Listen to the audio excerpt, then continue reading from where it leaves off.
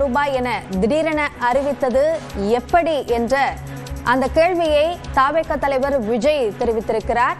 அதனை முக்கிய செய்தியாக பார்க்கிறோம். இது தொடர்பான கூடுதல் விவரங்களை நம்முடைய சிறப்பு செய்தியாளர் செந்தில் ராஜாவிடம் கேட்கலாம். செந்தில் ராஜா, தன்னுடைய பதிவில் என்னென்ன கருத்துக்களை அவர் தெரிவித்துள்ளார்?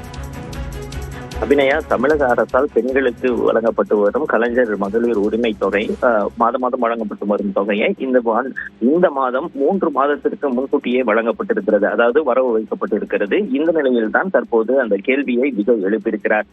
புதிதாக கோடைக்கால சிறப்பு தொகை ரூபாய் 2000 என திடீரென அறிவித்தது எப்படி? இந்த ஆண்டு மட்டும் கோடை காலம் வருகிறதா எனவும் அவர் கேள்வி எழுப்பியிருக்கிறார்.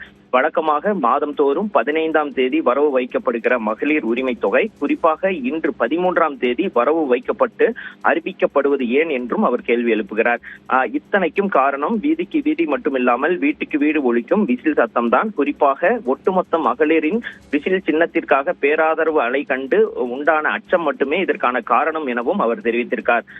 இப்போது கூட பாருங்கள், ஒன்று மட்டும் உறுதியாக தெளிவாகிறது. நாம் மட்டுமே இவர்களுக்கு அச்சமூட்டும் செய்யும் ஆக பெரும் வெற்றிக்கான மக்கள் சக்தி. அது மட்டுமா இவர்களை வலிய நல்லது செய்ய வைக்கும் வலிமையான அரசியல் பெரும் இசையும் நாம் தான் என்றும் அவர் குறிப்பிட்டிருக்கிறார்.